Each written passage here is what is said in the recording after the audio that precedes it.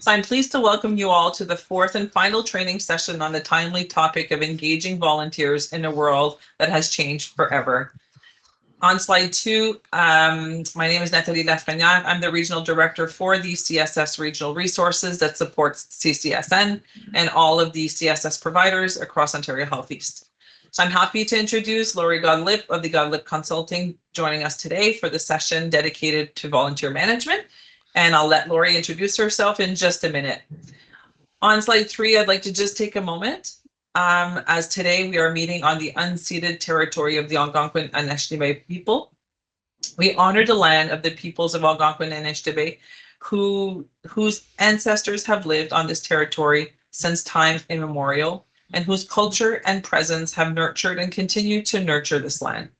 We honor all First Nations, Inuit, and Métis people, their elders, their ancestors, and their valuable past and present contributions to this land. Make wish.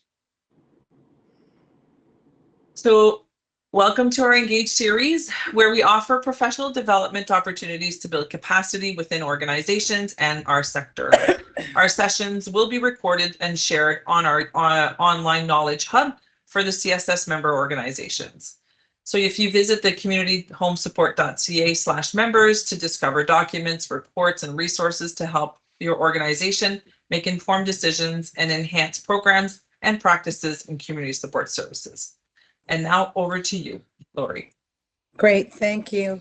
I apologize. I'm coming off of a flu and I lost my voice. So this is what's left a week and a half later. So bear with me. I may have to drink through it.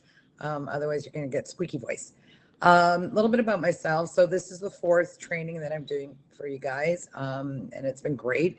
Feedback's been fantastic, so thank you so much. Tell you a little bit about myself. So I've spent my career managing volunteers, more than 30 years. That's what I'm admitting to 30. Anything more, I don't admit to. And through the years, I've worked locally, provincially, nationally. I've worked direct services, hospitals, healthcare, health charities, even associations. I worked Family Service Association, homeless youth. So I purposely have set my career so that I understand the various sectors within the not-for-profit volunteer engagement sector, because even the subsectors are different and unique to themselves. On top of that, I started writing articles. The articles turned into trainings. And about 8 years ago, I kind of took a leap of faith and went off on my own. So I spent a fair amount of my time training across Canada and the US. As well, I built the Humber College Volunteer Program, taught that for 7 years until it sunsetted during COVID. Still sad about that. And I do a lot of work for Charity Village and other organizations. You have on this first page a lot of my articles on the WordPress, as well as I did create a podcast. So there's small 10-minute educational snippets on the podcast. As I said before, we have an hour and a half, but feel free to reach out anytime if you have any questions, concerns, have an issue that you want to talk about. I try and do what I can to help, and as well as you have your colleagues to help each other out. Okay, so the fourth session, this final session, is really focusing on the human side of things. So we spent the last 3 sessions focused on operational side of things. This is more about how you keep volunteers, how you work with staff, how you build out relationships, and how you deal with difficult situations when they come. So put on your leadership hat, right? Because you guys are all leaders. And I find those that work in the field don't always feel that they're leaders, or they don't always feel that they have a voice at the table. And I want you to come out of this feeling like I do have a voice at the table, because in reality, you are, and I've probably said this before, you're an octopus. You have arms everywhere within the organization, within your community. And your job is internally to manage the volunteer program, but externally to advocate for volunteerism, for the volunteer program. for funding to get at the table. So think about it, to get at the table. And how are you going to get at the table if you're not? So your job is to inspire. How do you do that? You talk about it. You ensure that you have ways to communicate what your volunteers are doing, ensuring that you're in newsletters, sending out emails to staff and volunteers with interesting facts, just really figuring out a way to make people want to be part of your organization. Your job is to empower. What does that mean? That means giving your volunteers and the staff that you work with the tools and the tricks to either be really good volunteers or supervise really good volunteers. Your job is to lead change. What do I mean by that? Well, we're in the thick of it right now. We came out of COVID where volunteer programs are not running the same way as they were before. So your job is to figure out what is change management, how do we change things, how do we respond to our communities, how do we respond to our clients, and lead that change and have those conversations. And finally, it's about sharing your vision. So I do find volunteer programs, I've taught thousands of volunteer coordinators, and some of them are really good at sharing their strategic plans, their operations, their objectives, doing education sessions to new employees, town forums, all those types of things. And there's some volunteer programs that don't. And so you kind of run a program that's almost like nobody knows you exist. And so your job is to share the vision, is to ensure that everybody knows where you want to go with your volunteer program. The other thing is it's all about communication, right? So as my slide says, my words came out fine. They were processed incorrectly by your brain. So we have to consider also as leadership and team building that what we want to say and how we want to say it is being processed by the receiver. So we have to think about what is the method that we're talking, what are emails for, what are texts for, what are phone calls for, and ensuring that we are getting the right message out to the right people at the right time. So I want you to take a second and just write down 3 words of what you think leadership is. I can't see you, so I don't know for sure you're doing it, but take a minute and just write down 3 words that you think leadership are.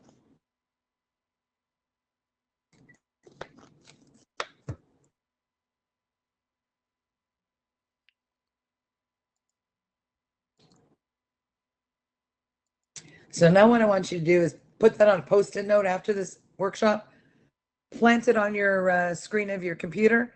And when you're feeling like, I don't know what I'm doing here, or I'm not feeling it, look at those words, right? And get that to like kind of spark your creativity again.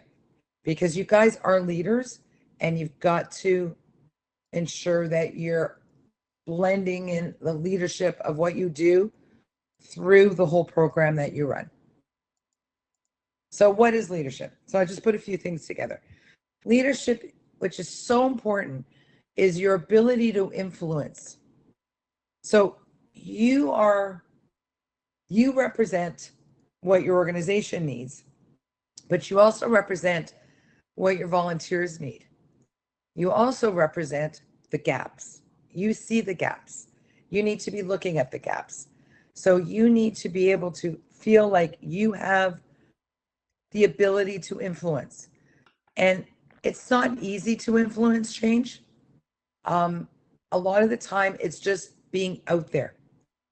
Like what I do, I make sure I write articles, I respond to things. My success is being out there, right? I can't influence anything by just watching. So you need to be part of the dialogue. You also need to be creative. So we are in a world right now that creativity is key. There's nothing you can't do. So we learned through COVID, well, some programs closed down completely, some programs shifted completely virtually. Things you never would have thought of doing before. All of a sudden they work. Now that we're going back to some kind of norm, what can you do that's different, that's creative? And I don't just mean volunteer roles. I mean, how do you support your volunteers? Are there creative ways to do this? How do you support each other? Like even things like your own mentorship program amongst the administrators, knowledge hubs, um, ways to get together just to kind of think about things, just kind of pie in the sky thinking. So being a good leader means being creative.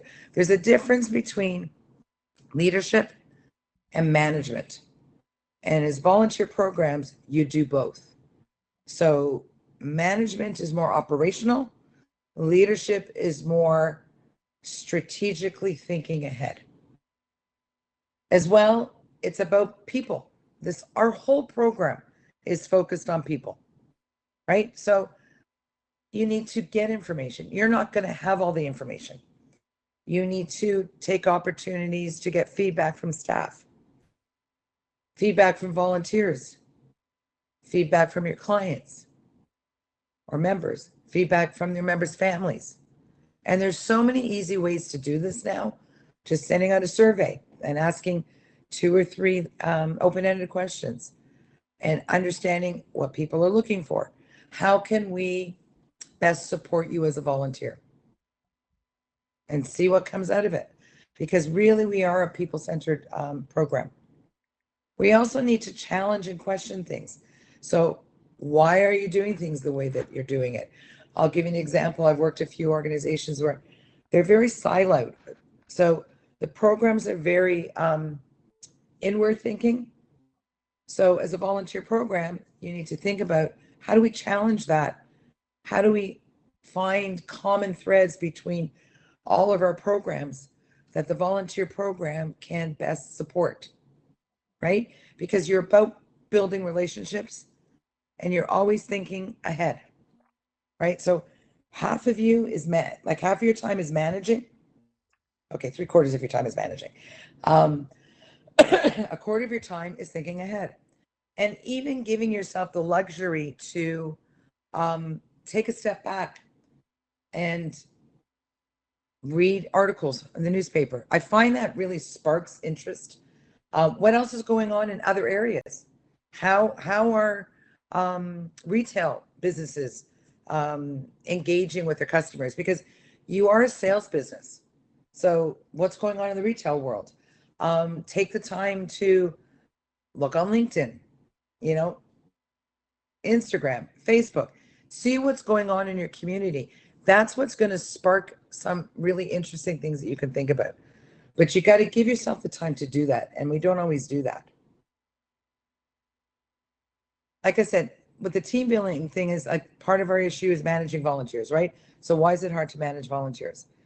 Well, because they don't get paid. So the support, the rewards, the recognition, the retention is all about things that are intangible, right? You're not handing them things. They're not getting paid for service. So there is a lack of tangible rewards, things that keep volunteers engaged, stop volunteers from being leaders. So examples of things like, and I think I may have talked about it in another session, badging, where you can actually send off an electronic, it's almost like it's not a certificate, it's like a badge for something that they've done that's exceptional. And then that badge can actually go on their LinkedIn page. There's actually a section on your LinkedIn page for badges and certificates. So there's creative ways that you can manage volunteers and build leadership with your volunteers. Support is a problem. So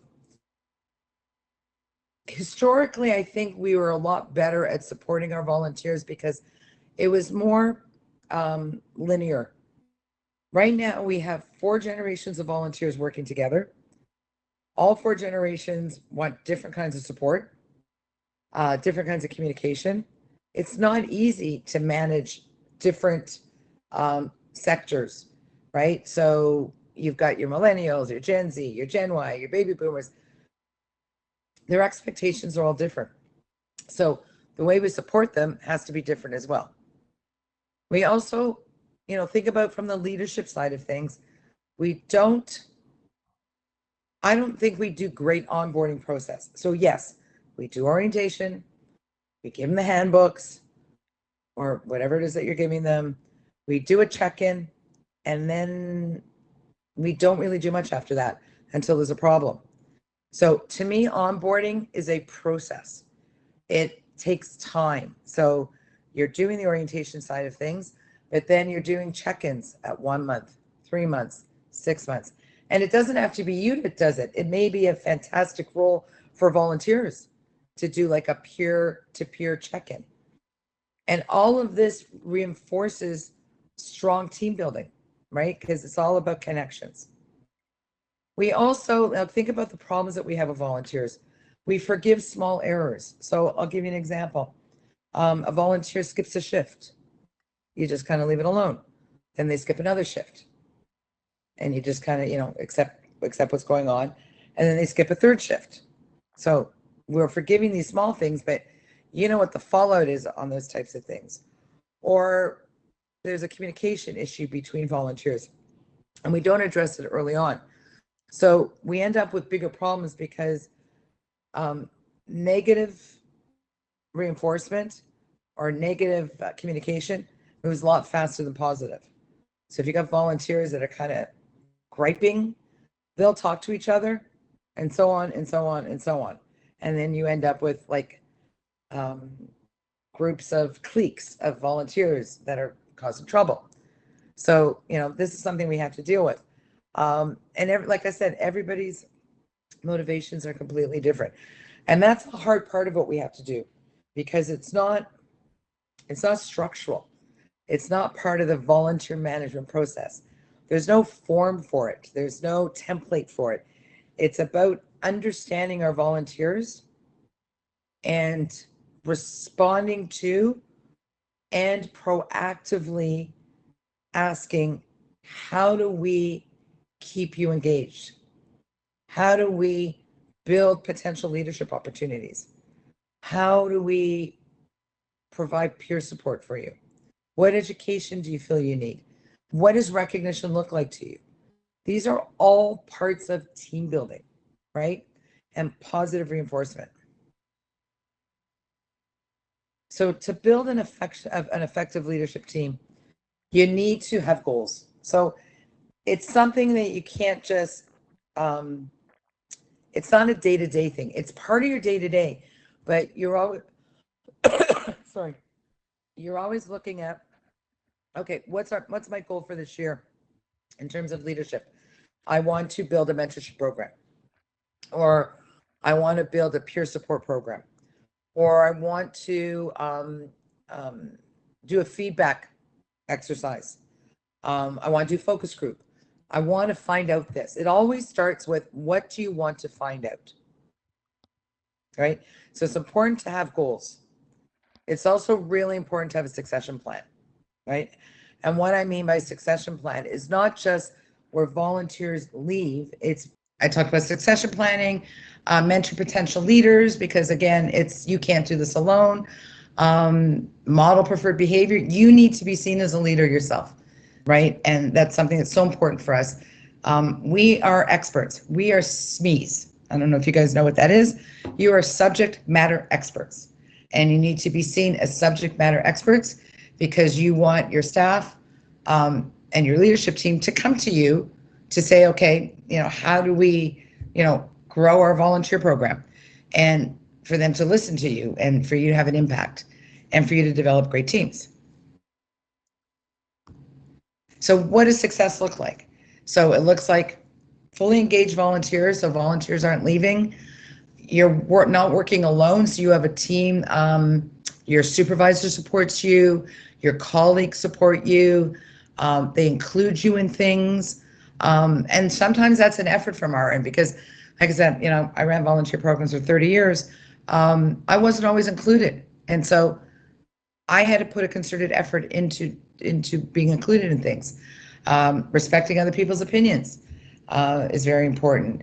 And volunteers that are engaging other volunteers is a true sign that you've got a program that people want to get involved in, right? But you got to have a plan and you got to follow through. And part of leading, building good teams is listening. It's so important to listen. We find out more information by not talking than we do by talking. Okay. I'm not really going to talk too much about this. Again, slides wise, I give you a whole bunch of stuff, but there are certain things that I just want to, like, again, from my experience, ignoring a problem will make it go away. It does not go away, right? Or my other one is volunteers are acting in a certain way. Nobody really else is noticing. They're noticing. Okay. Volunteers watch what other volunteers are doing, right? So just make sure that you've got the pulse of what's going on in your volunteer program, and how your volunteers are interacting, how everybody's communicating with each other. Do they have the skills? Do they have the tools to do their roles well? Not just as their roles themselves, but also those soft skills. These days, employers are not hiring as much for the technical skill of things. They can teach that. What they're hiring for is that soft skill. Do you have that flexibility? Do you have that willingness to learn, to share? And those are what builds great leadership teams. And I believe it's the same with volunteers, right? You can teach volunteers to do the technical skills, but to work as a team takes a lot of massaging, education, retention support, strong onboarding, proper screening, and giving them those skills. So some of the secrets, we call it, for leadership is, again, like I said to you, you don't do it alone. You need advocates. So you need to have staff that you work with that are going to vouch for you, that are going to pitch you, that are going to sell you, that are going to support you. And the same thing with volunteers. Find your leadership volunteers that you have and get them to help you with the vision, right? Goals without strategies don't fail. So you can have a goal, but then the big question is, how are you going to get there, right? Understand where the power dynamic is. So we don't lead alone. That's dictatorship, right? And I'm not promoting that. We lead by consensus. We lead by delegation. So you're the conductor, but your orchestra are your volunteers and the staff that you work with, your members, your clients. They're all part of how you build strong volunteer programs. The other thing is to be noticed, to become a strong leader, is to celebrate small accomplishments. So you may see things and you're like, they're fantastic, but if nobody else sees them, how do they know, A, that you've hit milestones towards your objectives and your goals, B, that something great happened? You need to share those stories, right? And you need to use whatever communication method you have to do it. And finally, this is really important these days, and for me, and I'm sure all of you, is balance, right? Try and find a balance between your work life, your personal life. It allows you to be more creative, less burnt out. When we're burnt out and we're tired, we can't be creative.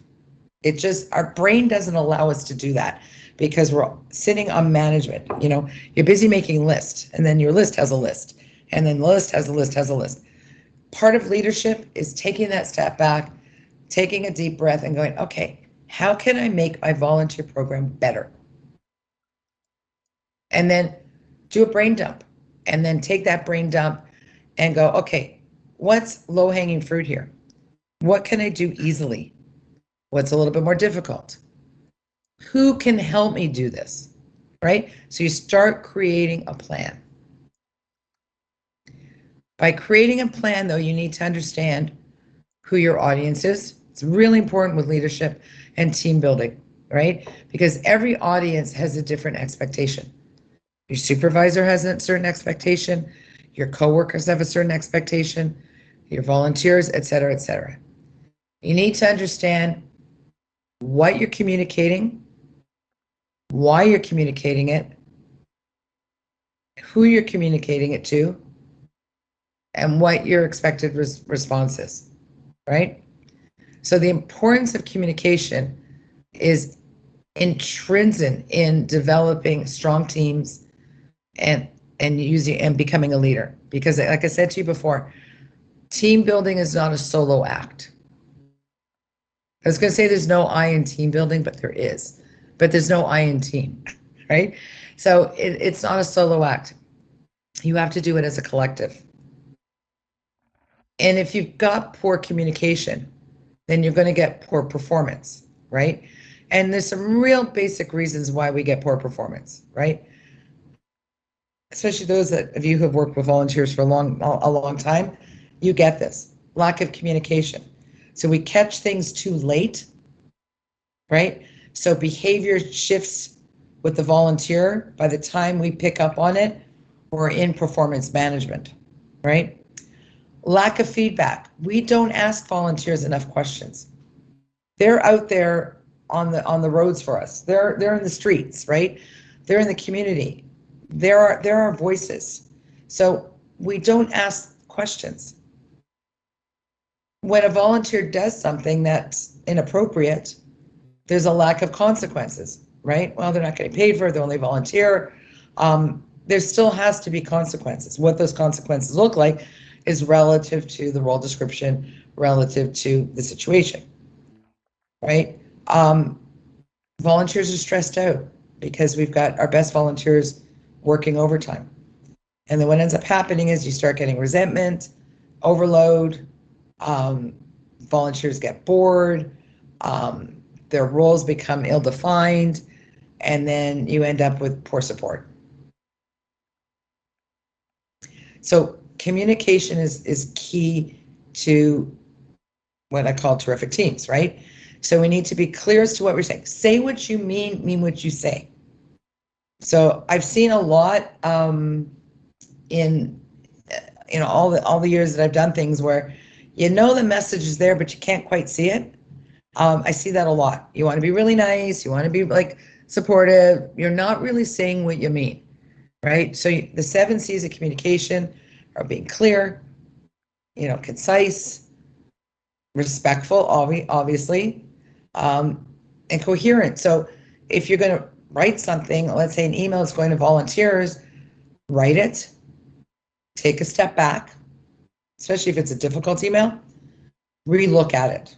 The trick is don't write an email in the moment, because it's surprisingly how often you look at it again and go, yeah, no, I didn't mean that, right? Or, oh, that was a little too harsh. So communication is key, because what you put out there, the responder has to decipher it. So you want to make sure what you're putting out there is what they're getting, right? And when you have, like I said, poor communication, this is what you end up with, right? You've got gossip, negativity, poor attendance. Excuse me. Your safety becomes at risk. Your volunteer safety becomes at risk. Your client safety becomes at risk.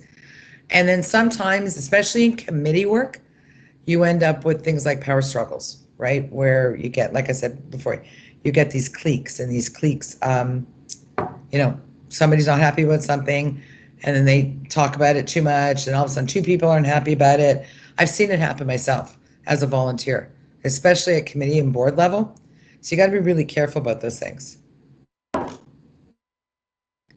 So some of the barriers to effective communication are things like, and we're in a world of ever-changing language. So languages are different for various different people, whether it's culture, whether it's age group, whether it's, all of the things where they come from. We bring with us a lot of history from our parents, from our grandparents, from where we're from. Even words now that I say to my 20-something-year-old kids, they look at me like I'm from another planet, right? We don't do that. We don't say those things, So you've got to be careful about your language. You've got to be careful about, appropriate language. Like I'm not even going there, right? I don't know sometimes I don't know what's appropriate and what's not appropriate. Like I see these, especially when it comes to like the memes, and the gifs and the all of the little emblems of things. I don't even know what anything means anymore. So we got to be really careful, because you can put, send a happy face into somebody that's like, oh, that's so sweet.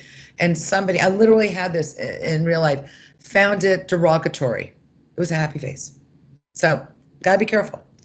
You got to remember that your volunteers are coming from a unique experience. So they're bringing to the table everything that they've learned, right? So you don't always know what frame of reference they're coming from. So sometimes it's worth just asking. I have this communication I want to put out there. What does it read like to you, right? Everybody brings their emotions to it. So in the moment, maybe at that particular time there's a misunderstanding. They were in a mood, something happened, their pizza burned in the oven. All these things affect communication. And people are distracted. There's so much going on right now that communication is affected by distraction. What's important, what's not important. And you need to lead that, because you need to, especially with your volunteers, reinforce what is important, because we're all bombarded by all kinds of messages, right? So you want to make sure that there's no distraction when you're doing a training, that even information that you're putting on paper is going out in the way you want it to go out. So get somebody to read it, to edit it. There's nothing distracting in the wording. So there's a lot going on here. And all of this, like, you're kind of going, okay, but this is communication. It's all related to team building, and it's all related to leadership, because it's about all of that soft stuff, right? I don't think I'm going to talk too much about this, because I kind of have. In the slides, like things like being open-minded, listening. Like I said before, posing a question to volunteers. What does a good volunteer leader look like to you? And see what they come up with, right? But again, it's all about the relationship. I want to talk about, when it comes to leadership, team building, building relationships, about different styles of communication and different kinds of people. And so I talked a little bit about this, I think, in the marketing one, but you're now wearing your leadership hat. And so I like using the David McClelland's motivational factors, because I find it simple. Like, there's all kinds of stuff out there about people's personalities and what they are, what color they are, what animal they are, what years they came from. There's all kinds of stuff. I find this to be pretty simple, and it seems to be pretty. It's broad, but it works. So affiliators are volunteers or people that you work with who are more social. So they don't work for the task. They work, or they volunteer to make friends, to build relationships. They need to have the interaction. They need to be perceived as doing things good. They're conversation openers. They're social connectors. So picture you've got volunteer orientation happening in person, and there's no food or coffee or drinks. These are the volunteers that go, no food? Well, they don't really care about us, do they? Right? It's about the relationship. These are the kinds of volunteers that, if you ask them to do something solo, they're not very good at it. They work much better in teams. So I used to tell the story that I volunteered when I was working at Arthritis Society, who was very much an affiliator. And so he would come into the office, and every time he was alone, like whatever he was doing, mailings or whatever it was, when he was alone in the room, he would come out every 10 minutes and just talk, distract, right? It was like, took forever to get anything done because he needed the connection. You put two people in the room and we never saw him.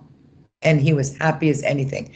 So these people, in terms of team building, they're kind of the social glue that bring people together.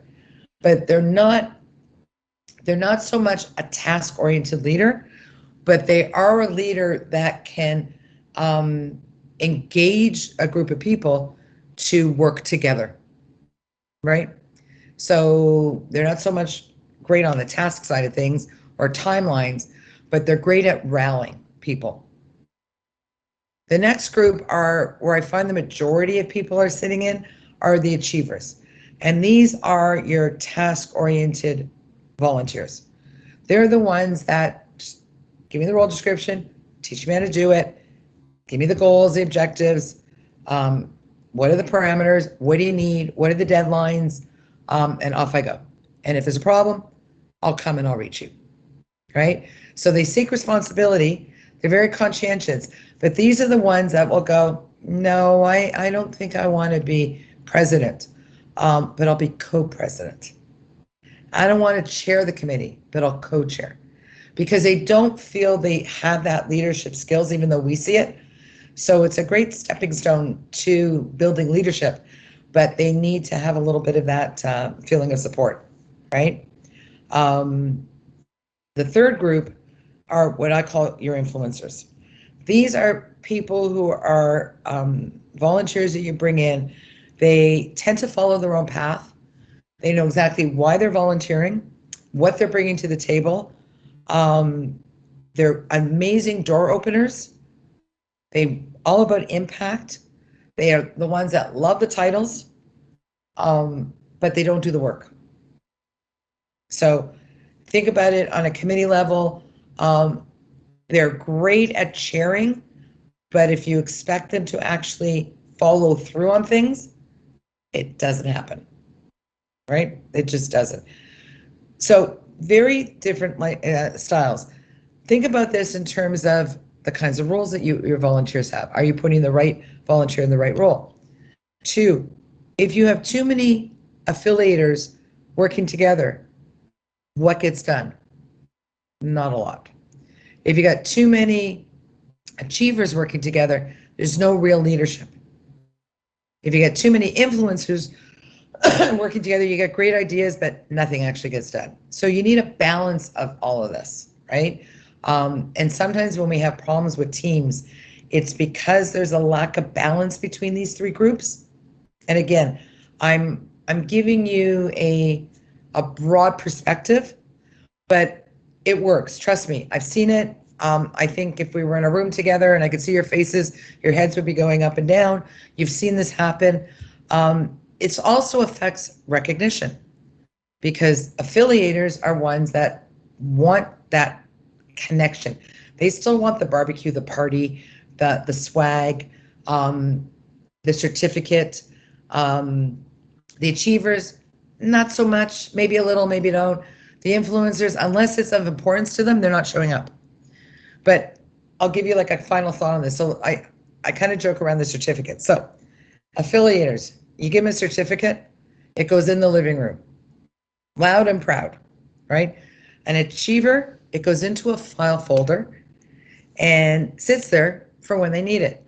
The influencer, it's usually, now, not so much now because everybody works from home, but it's usually in their office, right? Their place of influence, because at home, not so much, but in the office, place of influence.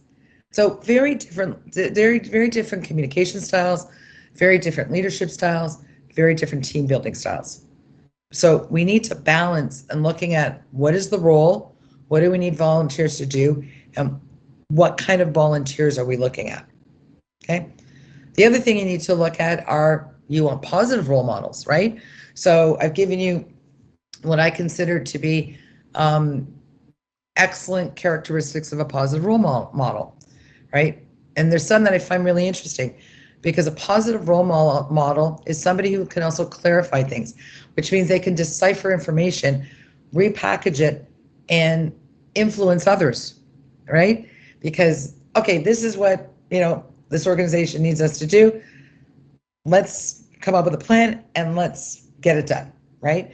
They're also great at building on what you're looking at versus negative roles, right? So these are the people that kind of drag you down.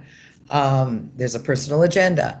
They tend to dominate things. So picture volunteers in groups and activities that you have where you see a volunteer that's kind of standing in the corner not doing anything. I just finished, I work with Elections Canada, and I watched the dynamics at an advanced poll. And it was really interesting how you could pull out who was a positive influence and who was not, right? Just by the nature of watching, these are poll workers, but when an elector came in, where a poll worker went to the elector, introduced themselves, welcomed them, and then there were some poll workers who stood there, right, and did nothing. So it really is about the human behavior that builds strong teams and strong leadership, right?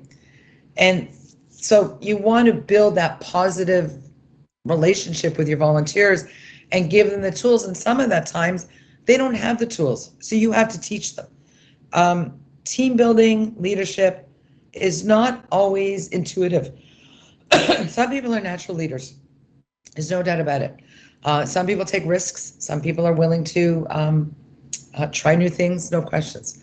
But some of the best leaders I had are ones that needed to be taught.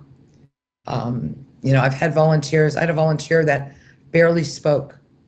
Even at interview process, he didn't talk. But I saw something there. Like when I did probing questions at the screening process, I could see that, but there was a certain amount of, remember one of the slides I talked about, everybody brings their background. Well, culturally, he was raised, don't make eye contact, respect your elders. I think there was a female-male dynamic there, but I saw something. And so I worked with him to build his confidence level up to the point where he started shadowing a potential volunteer role. And then, believe it or not, he ended up on a peer support phone line, stayed for 3 years. We gave him a reference. He went to pharmacy school and then came back and felt confident to lead, but he was a quiet leader. So part of what our role is really about building strong teams. And I've mentioned this before, but this is where this really fits in, this concept of a mentorship program. I think a mentorship program is a fantastic idea. I think it's a way to celebrate volunteers, to grow your volunteer program, to give volunteers opportunities to take their learnings, their experiences, and transfer knowledge to other volunteers. I think there's nothing but upside to a mentorship program, but it requires planning, right? Because it has to have the right audience. You have to set goals. So I've been a mentor and I've been a mentee, and I find that there's got to be like clear parameters, because it can go off the rails, right? And it can go into boundary issues, gray zones, that kind of stuff. So you want to build a program, but this is a great program that not only that you could build, but you could actually get volunteers to build. And then you talk about it, you build it, it's active, you measure it, and now you have something to pitch to your leadership team. So remember, I talked about leadership and team building, that you're becoming this self-sufficient program that is not only supporting volunteers, but growing volunteers. So that's one amazing tool in terms of team building. The other one is a coaching program. And coaching can be structured or unstructured, right? It could be training. It could be skill development, where mentorship is very much a one-to-one relationship. Mentorship can fall under coaching, but it's about motivation and providing knowledge to your volunteers in a variety of areas. And so this is another potential program that you can develop to support your volunteers and growing your leadership team, growing your team building, finding ways for your volunteers to connect to each other, finding ways for your staff to connect with volunteers, because this is a great way to engage staff as part of the coaching program. So just a couple of tools that I thought, or ideas that I would want to leave you with. The one thing also that I want to talk about, which is very much management, but it's related to leadership. I find a lot of issues happen when you're planning things, right? So I don't know, think about yourself when you've been in meetings and, go back to that affiliate or that achiever, that influencer thing, and think about, the conductor. So the person who's leading the meeting, right? Creating a culture of respect. What do I mean by respect? Well, you've got an hour and a half. We have to respect that time, but we also have to get through what we need to get through. We don't want to get stuck in conversation with no action. Or, how many times have we heard it? Well, we tried it before, but it didn't work. Or, you don't really go anywhere. So part of meeting management is also part of showing your leadership. So I thought I'd give you a few things just to consider. Sending out agendas in advance with key expectations. So they know walking into that meeting, orientation, whatever it is, what's expected of them, what's the time frame going to be like, what is a discussion, what is an action item. Don't linger on issues that you can't resolve. Use the parking lot. Because remember, some of your volunteer staff, whoever it is, they don't want to listen to all this stuff over and over and over again. So encourage active listening, encourage full participation. What do I mean by that? Some people are more open to participating. Some people interrupt other people. And those that are, I call it longer processors or less extrovert, unless they are given a window that they feel they can talk into, or are approached, like, Jane, what are your thoughts? They won't say a word. So that conductor concept is very important here, because you want to make sure that everybody has a voice, right? And it's important for everybody to feel like they have a voice, because that builds your teams. Because if you don't do that, then again, you end up with the cream on the top, right? And so 10% of your volunteers are like off and going on their own. 80% of your volunteers are going, I'm not quite sure where we're heading with this. And 10% of your volunteers are going, yeah, this isn't happening, right? And then you end up with these different dynamics. So it's kind of like the 80-10-10 rule. So consider meeting management as part of your communication, part of your team building program. So it's 2:30. I want to give you some time for questions. I just want you to think about, also being my final course, what's next? So you've had an opportunity to learn a whole bunch of stuff from a whole bunch of areas. The team building stuff is less concrete. So I'd like you to take back after this and pick 2 things you're going to do related to whether it's communication, whether it is team building, whether it is leadership thinking. Maybe it's for you, not just for your volunteers. And then take the time to try and embed that into your annual plan. So I am done. I'll open it up to questions. Thank you all so much. It's been great. I truly apologize for my voice today and the internet, but that's life and technology. And again, reach out anytime and I'll open it up to questions.